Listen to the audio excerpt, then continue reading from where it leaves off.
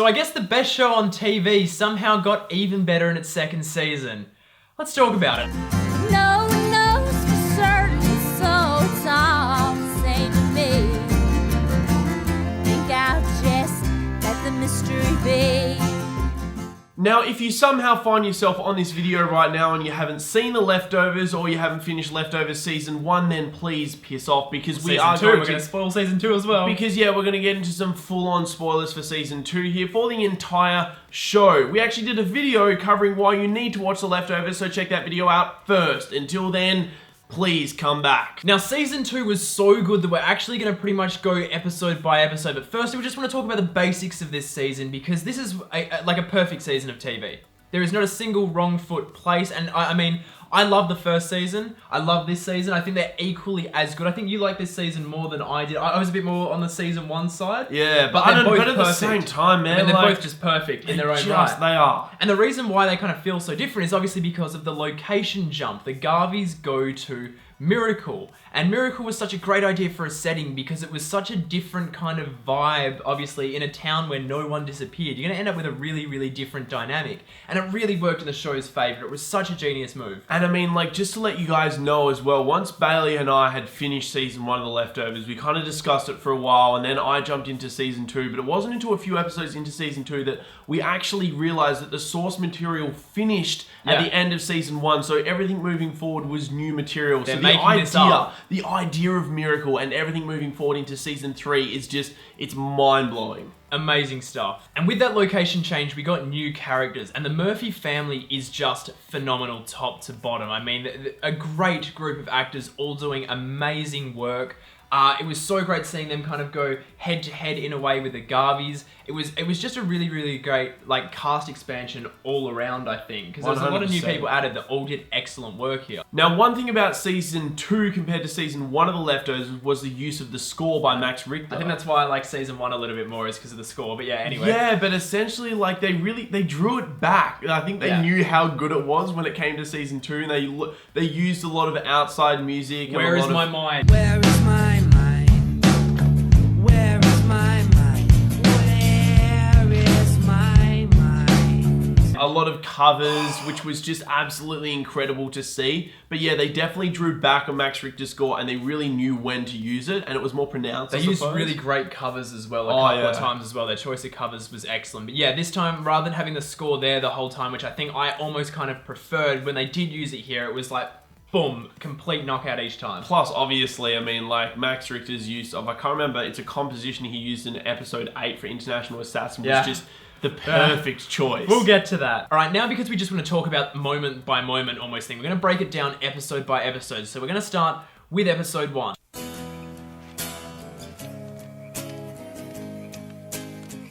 Fuck me, I lost my shit. I absolutely lost it when this season opened, and we're going like prehistoric. We were like cavemen, cave women especially. I just lost it. I was honestly crying. I was like, this is so exciting. Where are we gonna go next?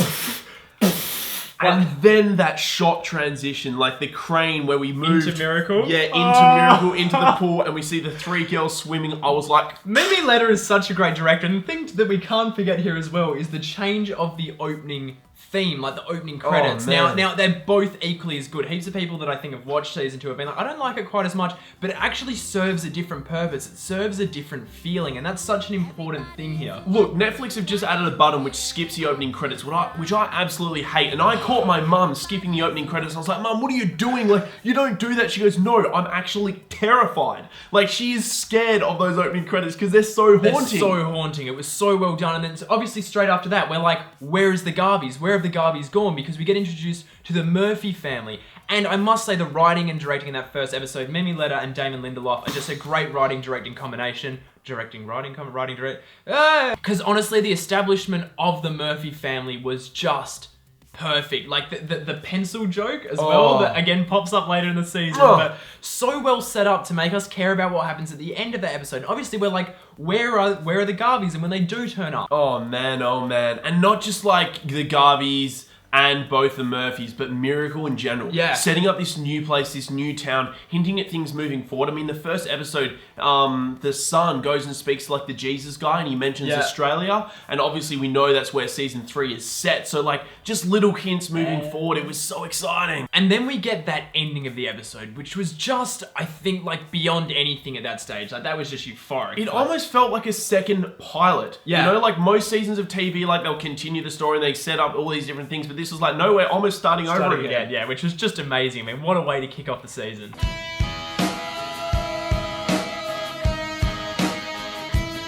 Then with episode 2, we pretty much pick up exactly where episode 10 of the last season, the finale, finished. And it was that conversation they had where like Nora and Kevin were just admitting to all the stuff they'd done. Like Nora admits about the thing about like getting shot, and then Kevin's talking about like his hearing and seeing things. That was just heartbreaking. And again, the score rocked up there and absolutely gut punched me. Yeah, I think we started to get a glance of some of the themes this season was going to play with, and especially with the characters, which was vulnerability. Yeah. Like, especially all the characters across the board, like really opening up their hearts and sharing things that they've been withholding for pretty much an entire season of TV to us as the audience. Still not really giving it all away, which I think is really, really important to how this season worked. Obviously, we also got Garvey Sr. going and saying, all right, well, I'm going to Australia, which is obviously is how we're going to tie into season 3 coming up now, which obviously for us as Australians is just amazing. Then obviously we had, which I think is one of my favorite scenes of the whole season, we had the Where Is My Mind sequence with Kevin going back and digging up Paddy's body and going and getting himself turned in.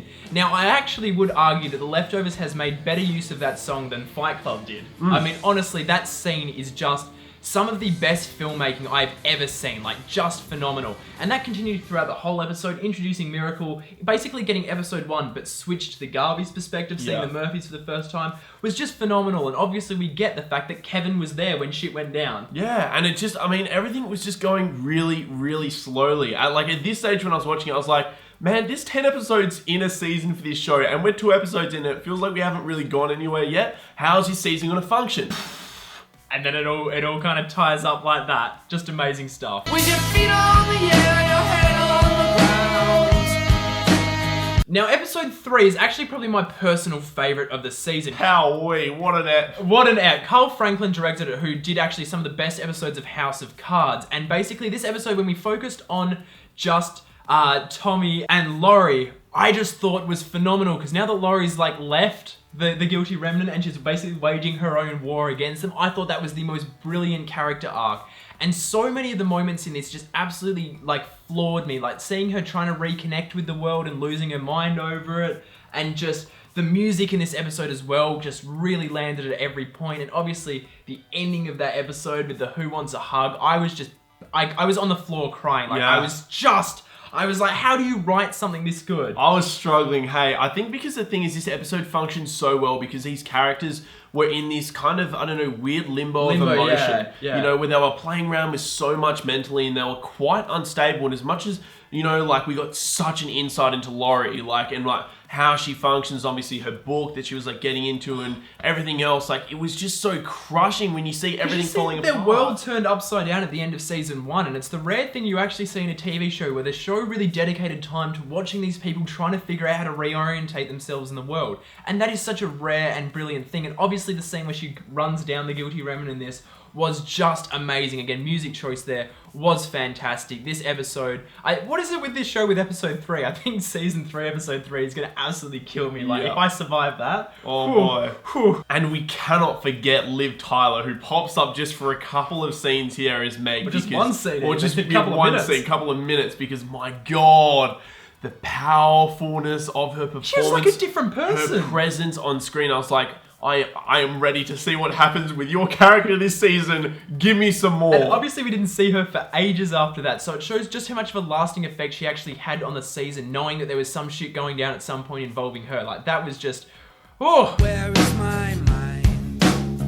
Where is my mind? Now, the opening of episode 4 was, again, one of the season's highlights, with the earthquakes happening and Nora waking up and Kevin being gone, and her thinking that another departure had happened and Kevin was gone almost because of her, was just phenomenal. There was just the way, again, Carl Franklin directed, and just those harsh zooms on her, like throwing you into her emotion. I was like, again, like I needed a drink like a liter of water afterwards. I was so dehydrated from Well, that's crying. the thing, and you know, you kind of get lost in it as well, and you get lost in her performance, and you actually start believing. You're like, oh my god, wait, what happened to Kevin? Yeah, You kinda has forget. Kevin gone? You forgot that he is actually fine. Like, so that was just a perfect moment. And as well, this episode, we had the dynamic with basically Kevin being dragged along by John to go and door knock and hunt down and the start of this insane tension between John and Kevin, where we as an audience know more information than the two characters, which is always genius from a writer's perspective. But yeah, when they're going off and he's hunting, he's trying to find what's happened to his daughter,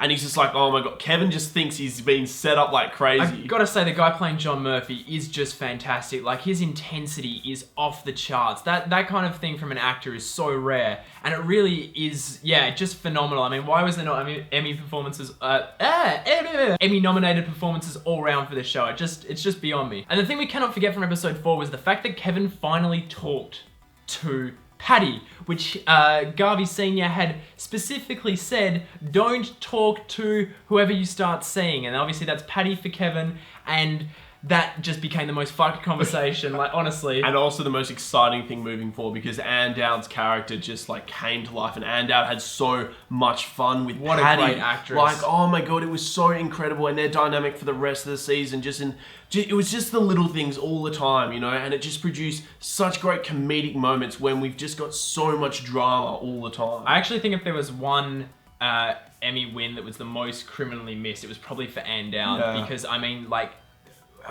who gets the opportunity to play a character like that and nail it that well? I mean, seriously, one of just my favorite villain characters of all time. She's just unreasonable.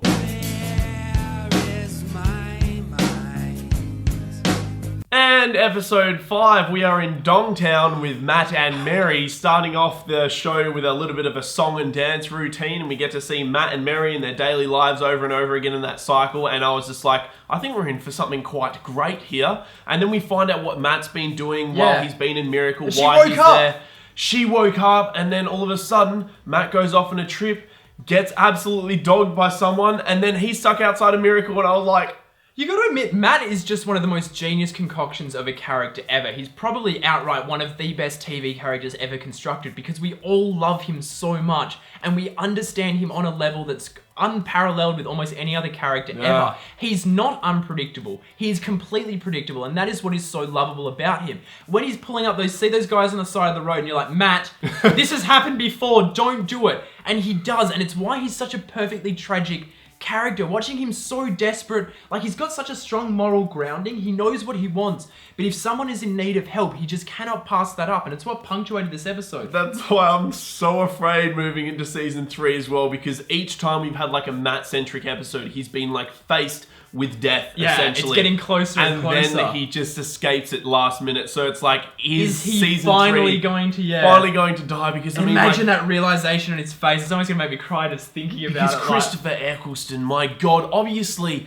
he's a well-renowned British actor, and you know, he's very acclaimed within the theatre industry, and he's so incredibly talented. So it's so good to see him come to the forefront with a show like this and really express and show all of his talent. My god, and the end of this episode, when he walks off and climbs in, gets his arms out, I was like, my heart is breaking, Matt. My heart is breaking again. Again, that is an episode that should have not just got him nominated for an Emmy, but he should have won. He should have won for that episode. That is just acting at its best.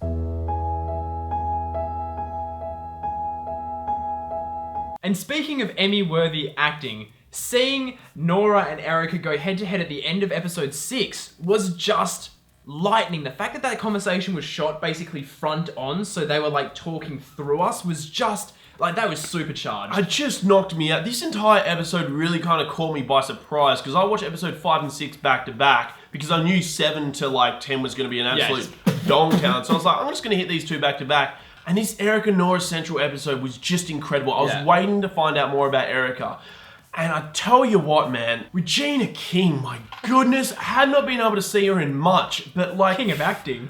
far out, she absolutely crushes it here. And that last 15 minutes, I mean, through the entire episode, this episode is so goddamn good, but like those last 15 minutes when they're facing up against each other and the camera just keeps getting closer and closer until it's like right here. And you can just it's feel the it's most like fever pitch. raw acting. You're believing everything. Every single thought is being transpired. Everything, like every time they're reflecting upon their own life, it's all coming out. Yeah, it's just insane. I was mind blown by this episode when it came to acting. It really just shook me, hey. And then we got that fantastic chase sequence in episode 6 as well, with Erica running after the guy who delivers the pies just randomly, and it's all done with like no sound because she doesn't have a hearing aids in. It's just like, oh, it was so exciting. This episode was just jam-packed with so much goodness. Like, Erica focused goodness basically, which is why it was so good. We got to really just expand on her character.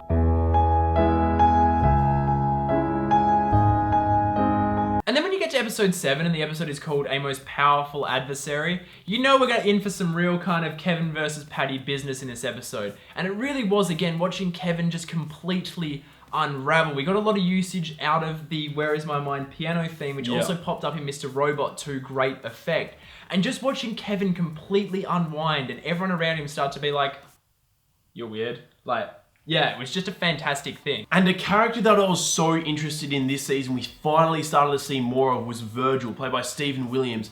Oh my god, starting to get like insight into like what happened between him and the Murphys as well, and like why this guy is like on the outside of town. It was Living in that so caravan. exciting. Yeah. Some real True Detective kind of business with him actually, which is really, really captivating. I think the other thing that this episode absolutely nailed for me, which is one of the most bizarre things I've had from watching a TV episode, was when Kevin obviously had like the handcuffs on, he wanted to get them taken off. So he turned up to the fire station. Far out, man. And I was like, Kevin, that's a really, really bad idea. Like, is that bad writing? And then all of a sudden, like when... Like, yeah, he got there and I knew they were doing the fingerprints thing. And so when they got there, they took his handprint. And I was like, Kevin, was that just a plot device that just got thrown in there? And then obviously on the way out, he forgot that he went in there to get it cut off. And then John's like, hey, you want us to cut that off for you? And I was like, oh my God, no, they triple plotted that scene and I didn't even realize. And that was just brilliant writing right there to completely flip something like that. So we're stressing for a character and almost going like, oh my God, did that actually just happen? And then you're like, I am currently as insane as Kevin is. That is insane. Yeah, it was just insane. I mean, the tension through this entire episode was just constant. And that last 15 minutes just put me in absolute dogtown. I was like, this is actually happening. What the fuck just happened? Like no other TV show does that. That was just so chaotic. It was so, I was like, oh, okay, yep, look, Kevin is dead. Kevin's fucking dead, and then dead. It's like, oh my God, Virgil's just blown his brains out as well. What the fuck is going on? Where on earth could we where go is next? it gonna go next?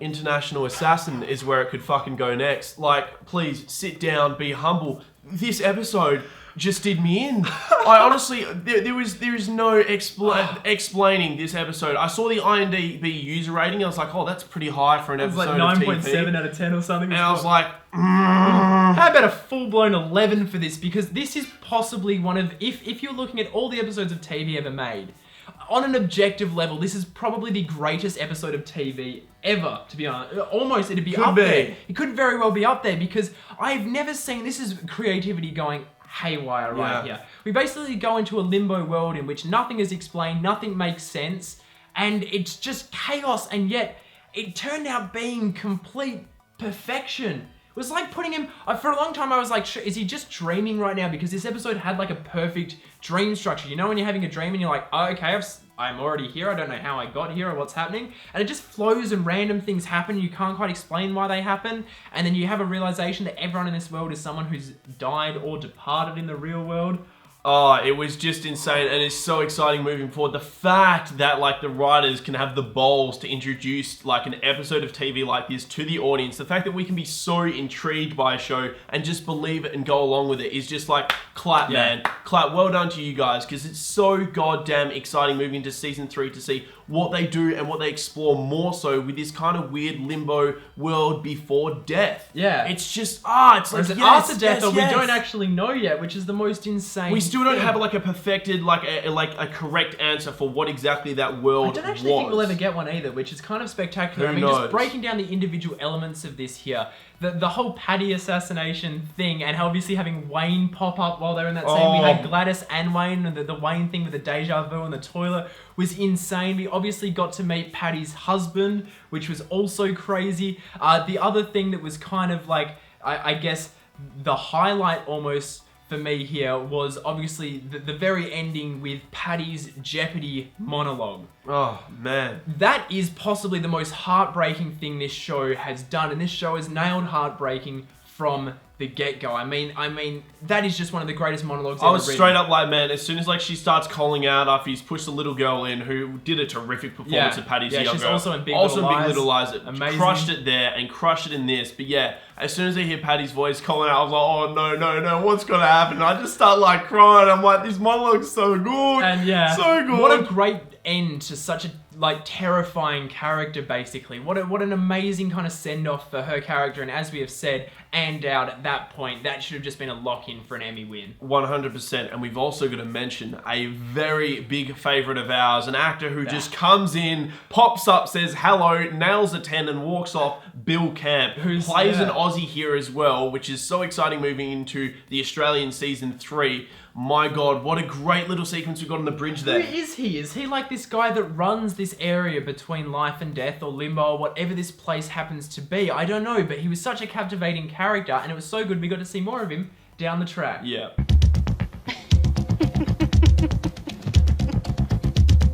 Okay, episode 9. Look, I don't have much words for this one because we've just gone from episode 7 where Kevin pretty much died. And we've got episode 8 and we go into like this weird world, and then we're back in episode 9 and we don't even get to see Kevin, but we get to see Meg killing it.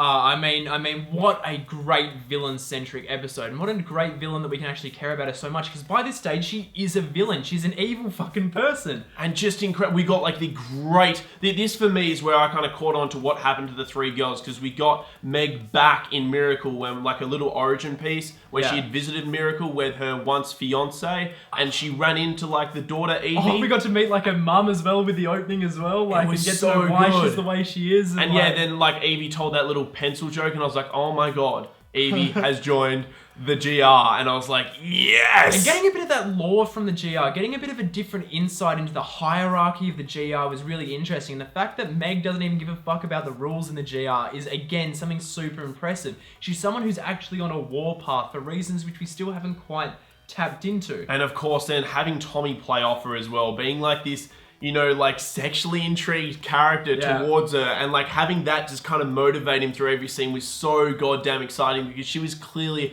the smarter person in every scene. And I've got to say, one of my favorite, I'd say top 5 favorite performance, scene moments of all time was Liv Tyler as Meg when she realizes that the Garvey family is in Miracle and her plan for Miracle has all come, and it all comes together, and you just see it in her face, and she just laughs. Oh, she just loses the laugh. I was like, that's Heath Ledger Joker level. Yeah. It was so good. It was so real, because it was like a genuine realization, an actor actually going like adding everything up in character and being like, that is just the most insane coincidence, and actually finding it hilarious. And then obviously we got that ending where we got it confirmed that, of course, Evie is part of the GR with her 2 friends, and we're like, shit is going down. But in Jordan Town, the sun shone bright, a miracle. The light of love poured down, it's a miracle. And shit went down. Yeah, episode 10 was, again, perfect. I mean, obviously, we'd had big things happen at the end of season 1. We were like, that is a full-on finale. That is the gold standard of what a finale should be. And season 2 met that, and possibly even surpassed it, because watching Miracle fucking go to shit. Obviously, we have Kevin, like, wake up and be like, well, what the fuck just happened? And then, like, within literally a couple of scenes, he gets killed again by John. Watching John's face as well, going, he was so intent at that moment. So intent. And that was like, I mean, you just don't get scenes better than that between them, and then him shooting Kevin and then going out and realizing that... Please, guys, if you don't appreciate Kevin Carroll's performance as John Murphy in this season as much as we do, go back and rewatch this episode. Pay attention to his face and watch his eyes. You know, when he finds out that Evie is alive and she's on the bridge, his face when he's running across and he gets to the bridge and he's just got... He's like, yes, and he's like... I've killed someone, but my daughter's alive. And then he sees her, and he sees her in the GR uniform. The crushing That's look. fucking gymnastics right there. Like, that's gold medal gymnastics in acting right there. And obviously Erica as well freaking out. Everyone just not man. knowing what to do because this shit doesn't happen in Miracle. We've spent a whole season saying nothing goes wrong in Miracle. And Meg is about to bring the fucking house down. So obviously we jump into Kevin being back in that limbo area.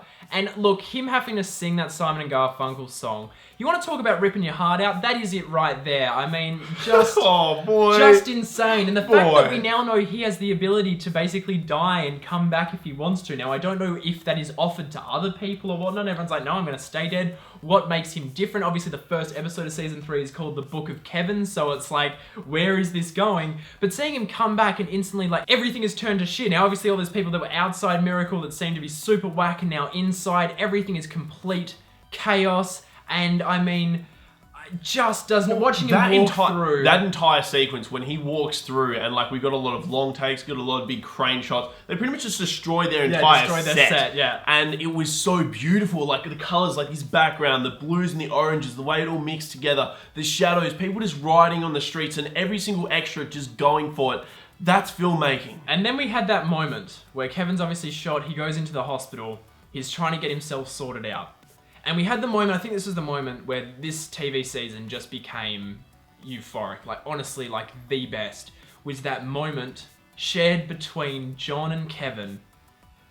What is happening? Oh. What is going on or whatever? Well, the thing is, like, we've been waiting as well for, like, the soundtrack. Yeah. And, like, everything starting to come together because, like, obviously we got, like, that high, like, intensity kind of wub, dub, dub, dub, dub sound as, like, he was running through all the rights and stuff. But then things started to become mellow again. Whereas My Mind popped up again, and we were waiting for the main theme to surge.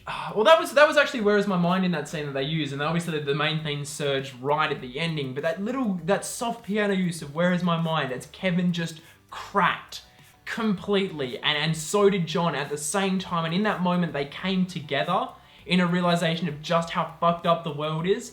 That is, you just do not get shit better than that. And then obviously the very ending of this episode, with Kevin going home and just that shot of him seeing everyone there.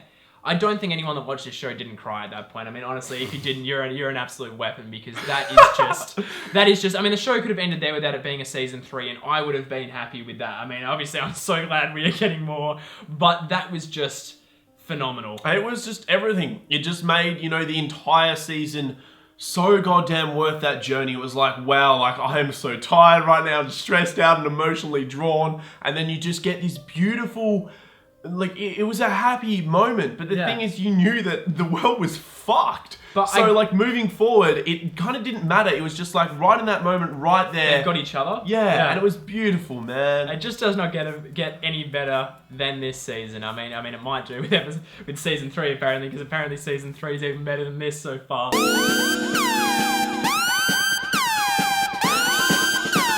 Alrighty, so we spent way too long talking about that season, but I feel like we almost just had to discuss just how many great moments there were here, and there's so many that we've missed. I mean, obviously one that's just popped up that I've remembered was the car crash scene with Christopher Eggleston as Matt coming across that family who he let in that had been in the car accident, and him having to carry the kid. I mean, that was just insane. But I mean, like, overall, there's just so many other moments in this show that just makes most other TV look like shit, to be honest. Like, this show is just as good as it gets.